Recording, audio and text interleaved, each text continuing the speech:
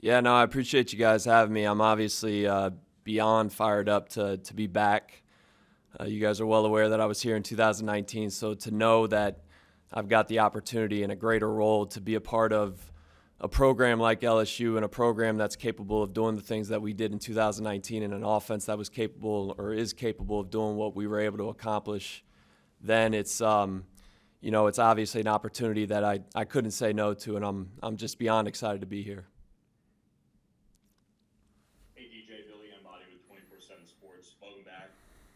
How much did Jake lean on you in this process as far as feedback on what coming to LSU would look like for him, and then how much did you guys kind of talk with Joe about the opportunity as well? Yeah, well, obviously, I've got some insight there just being here in 2019, and I know Jake leaned on a lot of people. There's a lot of people that have been involved in this process, but there was communication between the two of us, and I had, as you can imagine, nothing but great things to say, about this place and this program and the people that are here. So, there was definitely conversation. I know between him and I, there was obviously conversation with Joe as well. So, I leaned on him as well. Just thinking about different things going into it. But yeah, there was constant communication throughout the process. Hey DJ, hey Brody Miller with the Athletic. I mean, you were obviously an OC at 28 years old, and maybe that didn't go to plan. But I guess what did you kind of learn from that 2 year experience, and kind of 3 years later to be here?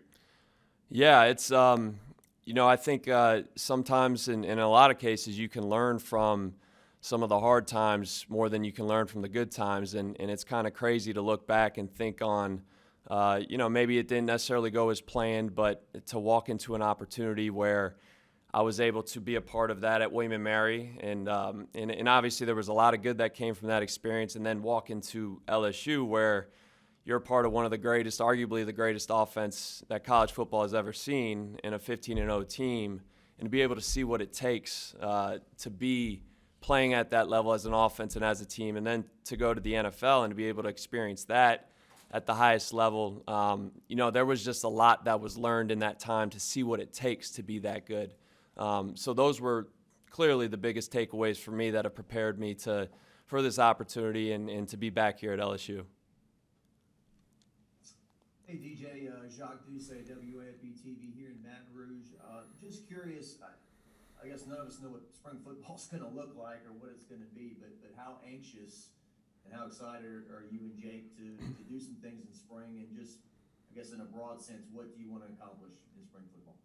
Yeah, no, I'm fired up. I mean, it's one day at a time here. Obviously, I'm looking to get on the field with these guys and get the ball rolling in that sense. But as Jake touched on, it's relationships. It's building those relationships with the staff and the players leading up to that. So, my focus is there right now and getting to know the players, because even though I was here just, a little over a year ago or less than a year ago, there's still a lot of guys that were young or that we recruited that are now part of the roster that I'm looking forward to getting to know better, and learning and getting to know them from that aspect, so we can figure out what they're capable of on the field and putting them in position to succeed.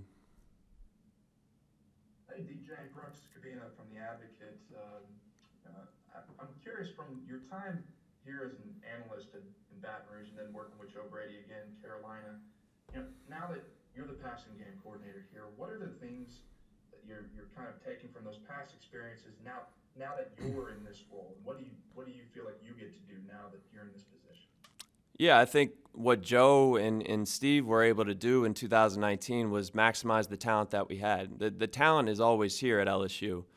And I think with Joe and just observing it and being around it and being a part of it, that's the biggest thing, putting your players in position to succeed. Using the whole field from sideline to sideline, making all 11 defenders defend the field, and then putting your players in position to succeed, like I said, taking what the defense gives you and maximizing the talent you have, keeping it simple, but applying pressure on the defense at the same time. So between that at LSU in 2019 and this year with the Panthers, I think that's the biggest takeaway for me, and that's what I look forward to doing with Jake and the rest of the staff and the offense that we have right now. Hey DJ, Michael Cobble from Channel 2 here in Baton Rouge. Good to see you back in the Red Stick. Lots of questions. I don't really know where to start, but the one that intrigues me the most is just William and Mary. I've seen that campus. I've been to Williamsburg. Just how were you all able to, I guess, get this ball rolling, take college football by storm last year, and now continue this evolution of where the offenses are kind of moving in college football? What was the genesis of all that? Yeah, well, I mean, if you look at William and Mary, Mike Tomlin, Sean McDermott, amongst others, it's got a pretty rich tradition of coaches out there that are doing really well. So I just think the combination of, unfortunately, I wasn't good enough to necessarily, I wasn't talented enough to keep playing, but the passion was always there. And to go to William and Mary, you kind of have to be pretty smart. So I think when you combine the smarts with the willingness to work and the passion for the game, I think you can see that with Joe Brady, and hopefully you can see that with me. And that should take you places. And usually, you walk away from William and Mary, you see a lot of people, the graduates, the intangibles that those people possess. A lot of them apply to doing well in life and doing well as a coach. So I think those things have carried over, and you just take it one day at a time, one job at a time, and and that usually adds up and leads you to good places and great places like LSU, that I'm obviously excited to be a part of. Hey DJ, this is Glenn West with LSU Country. Traditionally, the last couple of years, the passing game coordinators kind of handled third down and red zone here. I'm just curious, over the last couple of years, what you've been able to learn about, what it takes to be most efficient in the red zone and also on third down. Yeah, well, I think on third down, you have to be able to protect first. We can come up with the best concepts in the world, but if you can't protect and give your quarterback time to throw the ball, it's irrelevant. So I think it starts there with having a great protection plan.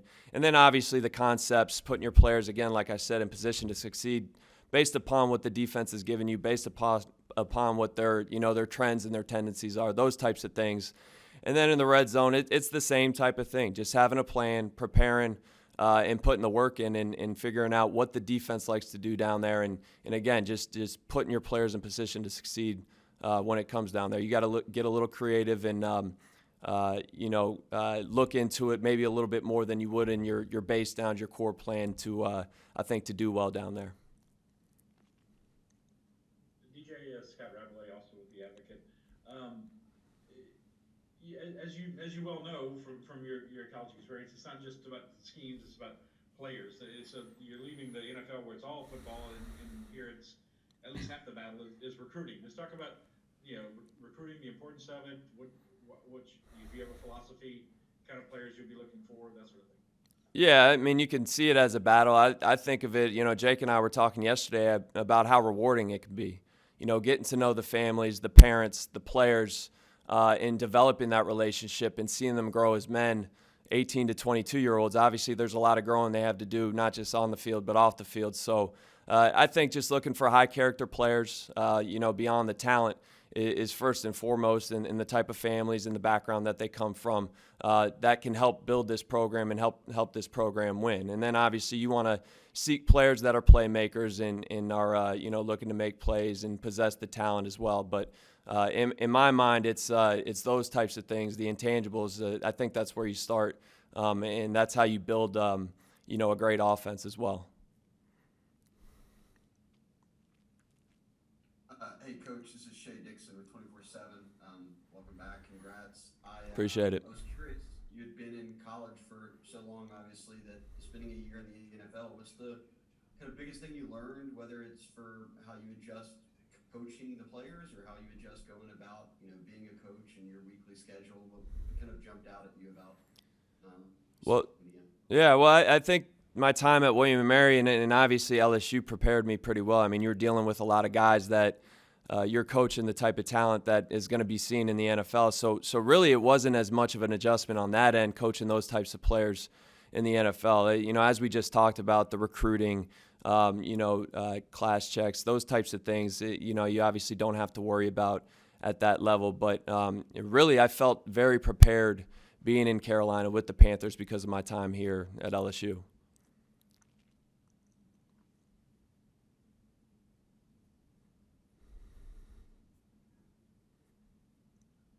Hey, Coach. This is Josh Sibley with Louisiana Gridiron Football.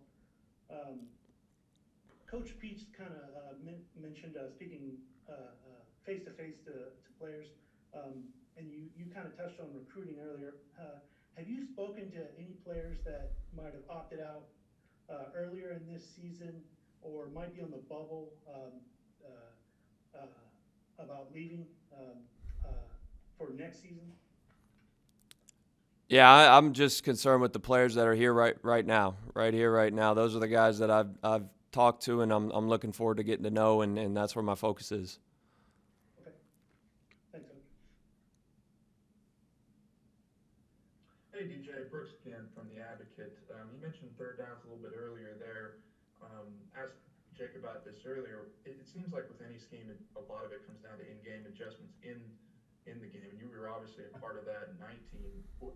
How have you and Jake kind of talked about organizing that? You talked a little bit about how that's part of the plan as well, preparation before games.